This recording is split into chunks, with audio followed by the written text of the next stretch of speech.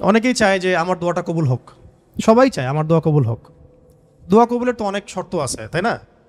অনেকগুলো আমল আছে, শর্ত আছে, অনেক সময় আছে, এগুলো মোটামুটি আপনারা জানেন। তো একটা বিষয় আমি বলছি আজকে, একটা দোয়া আছে যে দোয়াটা, যে কথাগুলো দোয়ার শুরুতে বললে এই দোয়াগুলো কবুল হবে ইনশাল্লাহ, এই বিষয়ে আপনি নিশ্চিত থাকতে পারেন।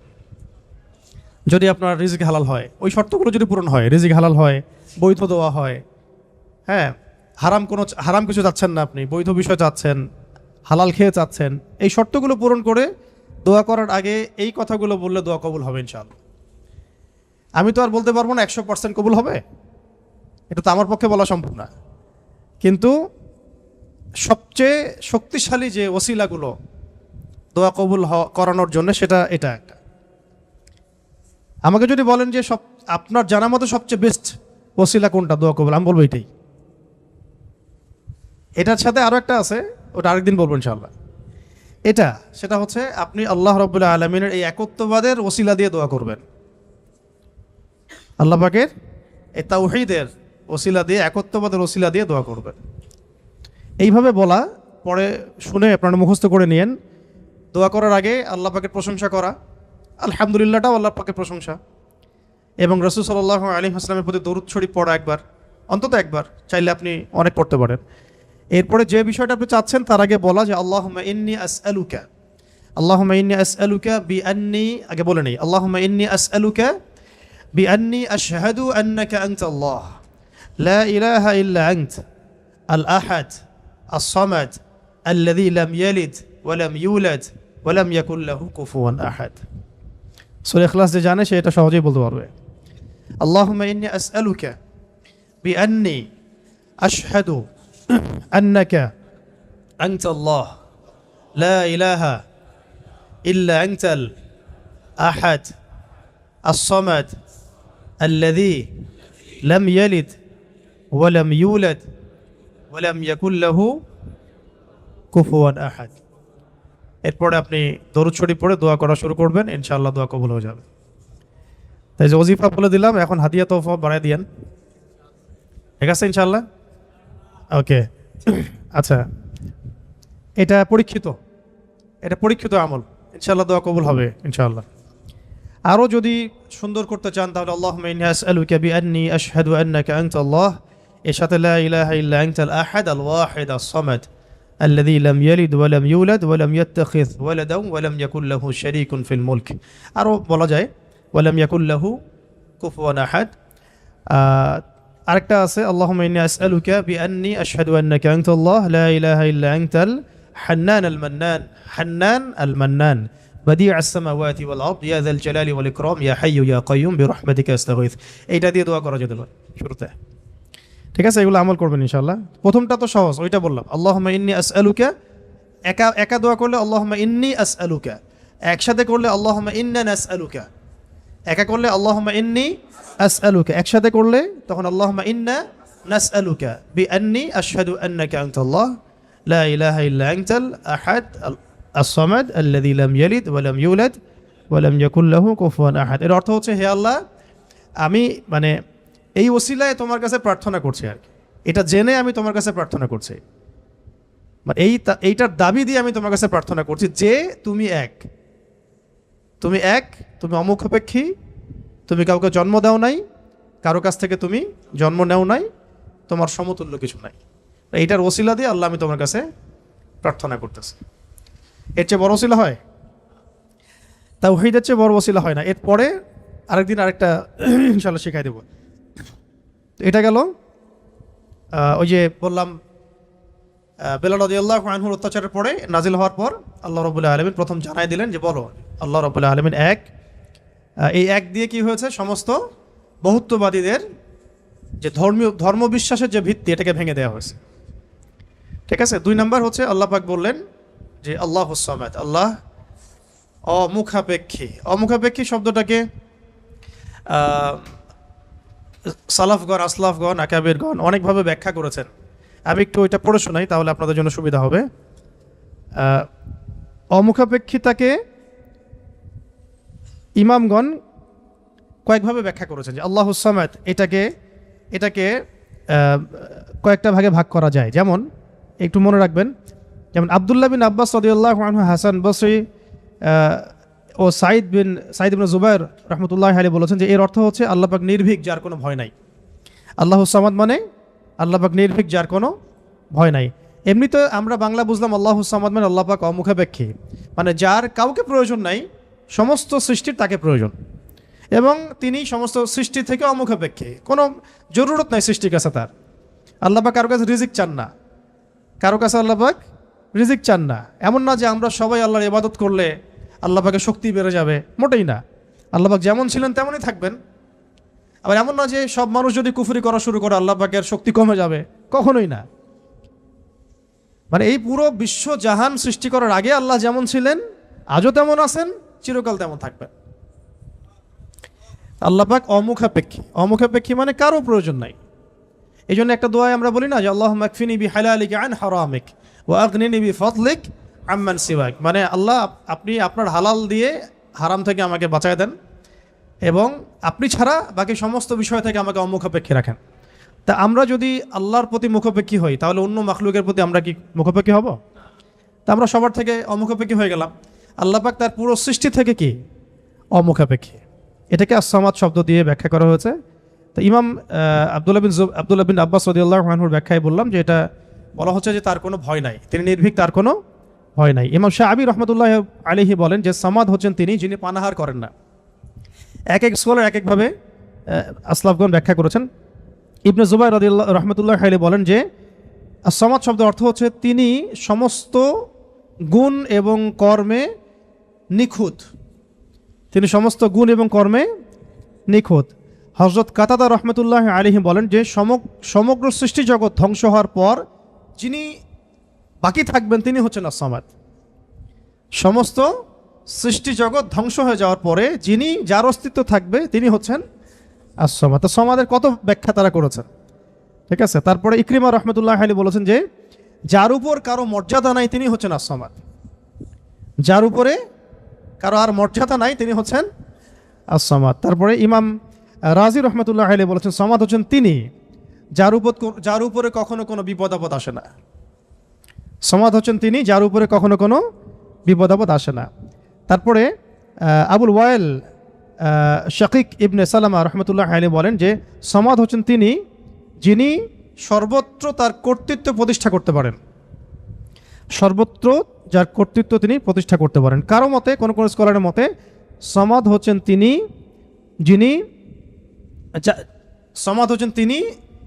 যার কাছে সমস্ত মাখলুককে প্রয়োজন পেশ করতে হয়, যার কাছে সমস্ত মাখলুককে প্রয়োজন পেশ করতে হয়। আর আরেকজন স্কলার তিনি বলেছেন সামাদ হচ্ছেন তিনি যিনি সমস্ত দোষ ত্রুটি থেকে মুক্ত, সমস্ত দোষ ত্রুটি থেকে মুক্ত। এগুলো আরও বিস্তারিত আপনারা পাবেন তাফসীরে জালালাইনের মধ্যে আছে, ঠিক আছে। এখন এই সামাদ শব্দ দিয়ে তাহলে কি করা হচ্ছে, ওই বহুত্ববাদীদের পর যাদের ধর্মবিশ্বাস কিছুটা বাকি থাকে তাদের ভিত্তিটাকে ঘুরিয়ে দেওয়া হচ্ছে। তো ইলাহ হতে হবে এমন যার কোনো ভয় নাই, যার কোনো ভয় তাকে কখনো স্পর্শ করে না। ইলাহ হতে হবে এমন একজন সত্তাকে যিনি কারো মুখাপেক্ষী নন। যত স্ট্যাচু আছে এগুলো তো মুখাপেক্ষী, ওকে তো বানানো হয়েছে, সে তো নিজেকে বানায় নাই, সে কারো মুখাপেক্ষী, সে তো খালেক না, সেও মাখলুক। তারপরে যারা মানুষ যারা নিজেদেরকে বিশ্বমঞ্চে বড় বড় করে ফুটিয়ে তোলে বা নিজেদেরকে রবের আসনে অধিষ্ঠিত করার চেষ্টা করে, তারা কি অমুখাপেক্ষী? তারাও মুখাপেক্ষী, সবাই মুখাপেক্ষী। আবার যে ধর্মবিশ্বাসে চলছে তারা কি অমুখাপেক্ষী? নাসারাদের ক্ষেত্রেও সেম, তারা মুখাপেক্ষী। মাজুসিরা তারাও এমন ইলাহের উপাসনা করে যারা মুখাপেক্ষী। শুধুমাত্র মুসলিমরাই এমন একজন ইলাহের উপাসনা করে বা ইবাদত করে, উপাসনা না ইবাদত করে, যিনি অমুখাপেক্ষী, সমস্ত ত্রুটি থেকে মুক্ত, বিচ্যুতি থেকে মুক্ত, যিনি সমস্ত দোষ ত্রুটি থেকে মুক্ত, যিনি হচ্ছেন কারো কাছে কিছু চান না, সবাই তার কাছে চায়, যাকে কখনো বিপদ আপদে স্পর্শ করে না, যিনি পানাহার করেন না, যিনি তার সৃষ্টি এবং কর্মে নিপুণ, এবং যার উপরে কারো কোনো মর্যাদা নাই। এবং যখন সৃষ্টি জগৎ ধ্বংস হয়ে যাবে যিনি বাকি থাকবেন তিনি হচ্ছেন আল্লাহ রাব্বুল আলামিন। তো এখানে আস-সামাদ শব্দের অনেক গভীর কথা আছে, ব্যাখ্যা আছে আর কি। এগুলো নিয়ে ইনশাল্লাহ আমরা আরও পরের সেশনে করবো ইনশাল্লাহ। আজকে আমরা একটু কোড আলোচনা করতেছি। 3 নম্বরে আল্লাহ রাব্বুল আলামিন বলেছেন যে বলুন হে নবী যে আল্লাহ তিনি লাম ইয়ালিদ ওয়া লাম ইউলাদ। বলুন তো, সামনে কমন নেওয়া হয়েছে, কুল বলুন, বলুন আল্লাহ এক, আল্লাহুস সামাদ, আল্লাহ আস-সামাদ, আল্লাহ অমুখাপেক্ষী। আপনি বলে দিন হে নবী যে লাম ইয়ালিদ ওয়া লাম ইউলাদ। লাম ইয়ালিদ তিনি জন্ম দেন নাই, লাম ইয়ালিদ মানে তিনি জন্ম দেন নাই। এটা দিয়ে কাদের ভিত্তি ভেঙে দেওয়া হলো? ওই যারা আল্লাহর পুত্র সাব্যস্ত করে, কন্যা সাব্যস্ত করে, ওদের ধর্মবিশ্বাসের ভিত্তি ভেঙে দেওয়া হলো। লাম ইয়ালিদ তিনি জন্ম দেন নাই। তাই এমন একজন সত্তাকে আল্লাহ হতে হবে যিনি কাউকে জন্ম দেন না কখনো। আমরা এই দুনিয়াতে যা দেখছি সব কিছু কিন্তু জন্মিত বা জন্ম দিচ্ছে বা জন্মিত। মানুষের কথা বলেন, আপনি যে কোনো মাখলুকের কথা বলেন, এমনকি প্রকৃতির যে বিষয়গুলো আমরা দেখি এগুলোও তো জন্মিত আর কি, মাখলুক, এগুলো কোনো না কোনো জায়গা থেকে আসছে। তো আল্লাহ রাব্বুল আলামিন হতে হলে এমন একজন সত্তা হতে হবে যিনি কাউকে জন্ম দেন নাই। ওয়ালাম ইউলাদ, এটা আরও কঠিন, এটা আরও কঠিন। কেউ জন্ম দেয় না সেটা একটা হতে পারে, একজন ধরেন মহিলা আছে জন্ম দেয় নাই সন্তান, তো সে তো কারো কাছ থেকে জন্মিত হয়েছে। তাকে দুইটা রাস্তাই বন্ধ করে দেওয়া হলো যে আল্লাহ হতে হবে এমন একজন সত্তাকে যিনি না জন্ম দিয়েছেন না কারো কাছ থেকে জন্ম নিয়েছেন। এটা আরও কঠিন, এবং এই কাঠিন্যের মধ্যে কোনো সত্তা পড়তে পারে না আল্লাহ ছাড়া। এই মানদণ্ডে আল্লাহ ছাড়া অন্য কোনো সত্তা কখনো পড়তে পারে না, যিনি জন্ম দেন নাই, কারো কাছ থেকে জন্মও নেন নাই। অনেকে প্রশ্ন করে যে অনেকের মধ্যে ওয়াসওয়াসা আসে যে এই বিশ্বজাহান আল্লাহ সৃষ্টি করেছেন, আল্লাহকে কে সৃষ্টি করেছে? নাউযুবিল্লাহি মিন যালিক। নবী সাল্লাল্লাহু আলাইহি ওয়াসাল্লাম বলেছেন যখনই এমন কোনো চিন্তা আসবে, এই চিন্তা শয়তান ঢুকিয়ে দেয়, যখনই এমন কোনো চিন্তা আসবে সেজন্য পরে আউযু বিল্লাহি মিনাশ শাইতানির রাজীম, এবং ঈমান পাকাপোক্ত করার জন্য যেন পরে আমানতু বিল্লাহি ওয়া রুসুলিহি, আমানতু বিল্লাহি ওয়া রুসুলিহি, রুসুলিহি বহুবচন, আমানতু বিল্লাহি ওয়া রুসুলিহি। আল্লাহকে যদি কেউ জন্ম দিত বা আল্লাহ যদি কোনো জায়গা থেকে সৃষ্টি হতেন তাহলে যে স্রষ্টা তিনি তো আল্লাহ হতেন, তাই না? আল্লাহ যদি নাউযুবিল্লাহ কারো কাছ থেকে সৃষ্টি হতেন তাহলে তো তিনি আল্লাহ হতেন না। এমন একজন সত্তাকে আল্লাহ হতে হবে যিনি সৃষ্টি নন, যাকে কেউ সৃষ্টি করে নাই, বরং তার কাজ সৃষ্টি করা। এটা তো আপনি কার্যকারণ তত্ত্ব থেকে বলছেন, এটা ফিলোসফিতে একটা তত্ত্ব আছে কার্যকারণ তত্ত্ব। মানে তত্ত্বটা হচ্ছে এরকম, ইউনিভার্সিটিতে আমাদেরকে একটু পড়ানো হয়েছিল আর কি, যে প্রত্যেকটা কাজের পিছনে একটা কারণ থাকে। আসলে তাই, কিন্তু প্রত্যেকটা কাজের পিছনে একটা কারণ আসলেই থাকে। শয়তানির পিছনেও কোনো না কোনো কারণ তো আছে, কেন শয়তানি করতেছে এটা কারণ তো আছে। প্রত্যেকটা কাজের পিছনে একটা কারণ থাকে। এই তত্ত্বটাকে তারা বলতো কার্যকারণ তত্ত্ব আর কি। তো এই তত্ত্ব থেকে তারা এই প্রশ্নটা উত্থাপন করেছে যে তাহলে আল্লাহকে কে সৃষ্টি করেছে? ঠিক আছে, এখানে এই তত্ত্বটা নিজেই তার দোষে ত্রুটিযুক্ত আর কি। আল্লাহকে যদি কেউ সৃষ্টি করে তাহলে তো সে আল্লাহ হবে, তাকে কেউ সৃষ্টি করলে সে আল্লাহ হবে, তাকে কেউ সৃষ্টি করলে সে আল্লাহ হবে। এইভাবে আপনি কোথায় গিয়ে শেষ করবেন? যেখানে আপনার চিন্তার জগৎ শেষ হবে সেখান থেকে আল্লাহ রাব্বুল আলামিন শুরু হবেন ইনশাআল্লাহ। ব্যাপারটা এরকম। তো আল্লাহ রাব্বুল আলামিন কাউকে জন্ম দেন নাই, কারো কাছ থেকে জন্ম নেন নাই। তার সবশেষ ওয়ালাম ইয়াকুল লাহু কুফুয়ান আহাদ, ওয়ালাম ইয়াকুল লাহু কুফুয়ান আহাদ। এটা এত কঠিন যে এটা মানে উতরে যাওয়ার মতো আসলে ক্ষমতা আল্লাহ ছাড়া কারোরই নাই, এটা অসম্ভব। ওয়ালাম ইয়াকুল লাহু কুফুয়ান আহাদ, ওয়া মানে এবং, ওয়া মানে এবং, ইয়াকুন মানে হয়, লাহু মানে তার জন্যে, কুফুয়ান মানে সমকক্ষ বা সমতুল্য, আহাদুন মানে কেউই। এখানে আহাদুন মানে আসলে কেউই। ওয়া মানে এবং, লাম ইয়াকুন, ওয়ালাম ইয়াকুন এবং হয় না, লাম মানে না, লাম হচ্ছে অতীতকালে নাবাচক বোঝায়, অতীতকালে নাবাচক, এগুলো মনে রাখবেন।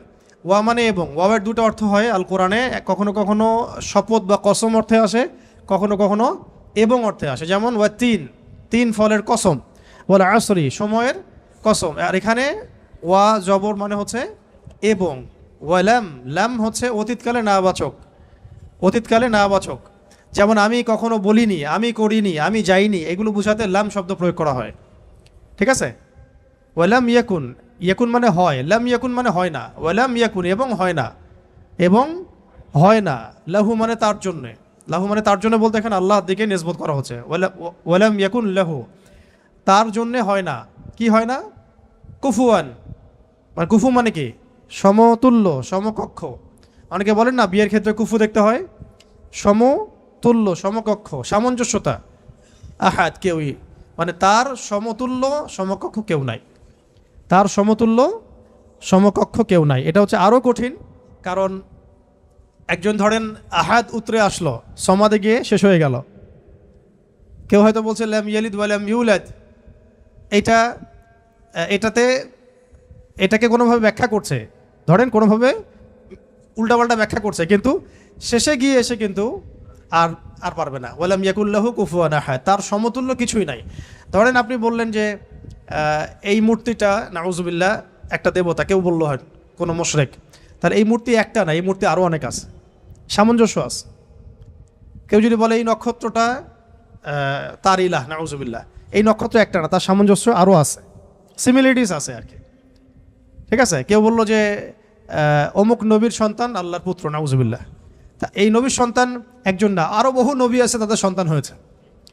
তো এইরকমই ওয়ালাম ইয়াকুল্লাহু কুফুয়ান আহাদ হচ্ছে এমন একজন সত্তাকে আল্লাহ হতে হবে যার সাদৃশ্য কিছু নাই। লাইসা লাইসা কামিথলিহি শাই, তার সমতুল্য, তার মতো কিছু নাই।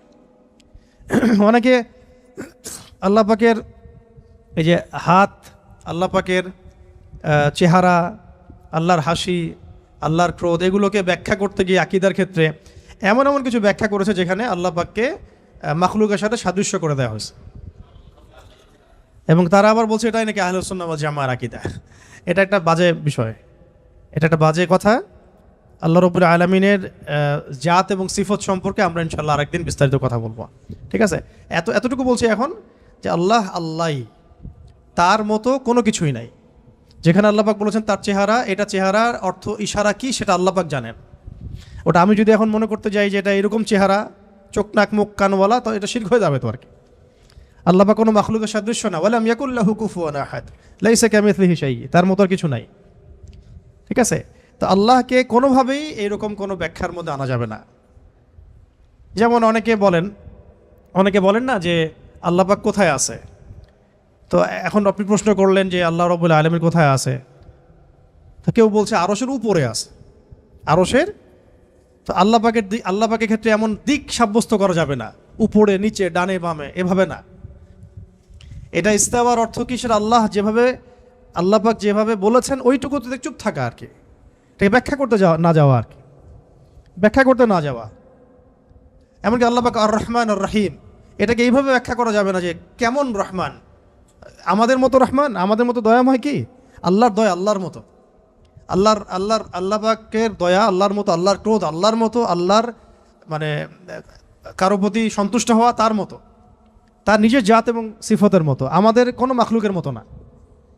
আবার আল্লাহ পাকের দিকে কোনো দিকও সাব্যস্ত করা যাবে না যে আল্লাহ উপরের দিকে, নিচের দিকে, টানের দিকে, বামের দিকে। এইগুলো মানে খুব সূক্ষ্ম বিষয় আকীদার, এবং এই আকীদার এই বিষয়গুলো সমাজের মধ্যে অনলাইনের মাধ্যমে এত ফিতনা সৃষ্টি হয়ে গেছে যেগুলো আসলে অনেক সময় জেনারেল ভাইরা এর মধ্যে ডুবে যাচ্ছেন আর কি। তো আল্লাহ পাকের ব্যাপারটাকে খুব সেন্সিটিভলি বুঝতে হবে এবং সূক্ষ্মতার সাথে বড় বড় উলামায়ে কেরামদের কিতাবগুলো পড়ে তাদের কাছ থেকে ব্যাখ্যা জেনে নেবেন। এবং যেটা বুঝবেন না পড়তে গিয়ে, যদি আপনি আকীদার বইগুলো আসলেই পড়তে পারেন, তাহলে যেটা বুঝবেন না সেটা অবশ্যই বড় আলেমকে জিজ্ঞাসা করতে হবে। হ্যাঁ, আরশের কথা দিয়ে অনেকে বলেছেন উপরে, এই সমাসীন শব্দটা মানে হচ্ছে আসীন হওয়া। এই যে আমি বসে আছি এখন চেয়ারের উপরে, আমি চেয়ারের উপরে সমাসীন হয়ে আছি আমি এখন, তো এটা কি সমাসীন শব্দটা ঠিক হবে? তাহলে আল্লাহ পাক কি বসে আছেন? নাউজুবিল্লাহি মিন যালিক। কোন হালতে আছেন আপনি জানেন? আমরা জানি। আল্লাহর হালতে আছে। আল্লাহ পাক যেভাবে থাকা দরকার তার শান মর্যাদা অনুযায়ী আল্লাহ পাক আছে। তো এই ব্যাপারগুলো খুব সূক্ষ্ম, কিন্তু এই জন্য আমি বলছি এটার আরেকটা দার্স লাগবে পরের ক্লাসে ইনশাল্লাহ। ওই দিন আমরা তাওহীদের পুরো বিষয়গুলো, খুঁটিনাটিগুলো জানবো ইনশাল্লাহ। পাশাপাশি শিরকের বিষয়গুলো লিস্ট করা হচ্ছে, যতগুলো কাজ শিরক এগুলো আপনাদেরকে বলে দেবো ইনশাল্লাহ। মানে এখন যেগুলো দেখা যায়, এছাড়াও আরও অনেক শিরক আছে যেটা সামনে আসবে আর কি। হ্যাঁ, আসতে পারে, কারণ যেভাবে যুগ বদলায় সেভাবে শিরকের ভেরিয়েন্টও বদলাচ্ছে। যেভাবে যুগ বদলাচ্ছে না, শিরকের ভেরিয়েন্টও বদলাচ্ছে, কিন্তু উসুলগুলো জানা থাকলে আমরা ভুল করবো না ইনশাল্লাহ। ঠিক আছে, তো আমরা এখানে সূরা ইখলাসের মূল কয়টা অর্থ জানলাম, সরল অনুবাদ। তাহলে অর্থ ধরলে পারবেন তো এখন থেকে ইনশাল্লাহ। কুল শব্দের অর্থ বলুন, কাকে বলতে বলা হচ্ছে? রাসূল সাল্লাল্লাহু আলাইহি ওয়াসাল্লামকে। কেন বলতে বলা হচ্ছে? কারণ কাফেররা জিজ্ঞাসা করেছে আল্লাহ কেমন, তোমার আল্লাহ কেমন, প্রকৃতি জিজ্ঞাসা করছে, আল্লাহ পাক সম্পর্কে জানতে চেয়েছে। আল্লাহ পাকের ডেফিনেশন কোন সূরা আছে? ইখলাস। এই সূরাকে বলা হয় তাওহীদের সূরা, একনিষ্ঠতা। ঠিক আছে, খালেস তাওহীদ। এবং কোরআনের যে 3টা ভাগের কথা বললাম, 3 ভাগের 1 ভাগই হচ্ছে তাওহীদ। এই কারণে এই সূরাকে আল কোরআনের 3 ভাগের 1 ভাগ বলা। এখন বুঝতে পারছেন যে হাদিসে আসছে না যে এই সূরা ইখলাস হচ্ছে কোরআনের 1/3 সমান। 1/3 কেন? কারণ কোরআনের 3 ভাগের 1 ভাগ হচ্ছে তাওহীদ। এটা এভাবে আসেনি কিন্তু যে 3 বার পড়লে 1 খতম হবে, এভাবে কিন্তু হাদিসে আসে নাই।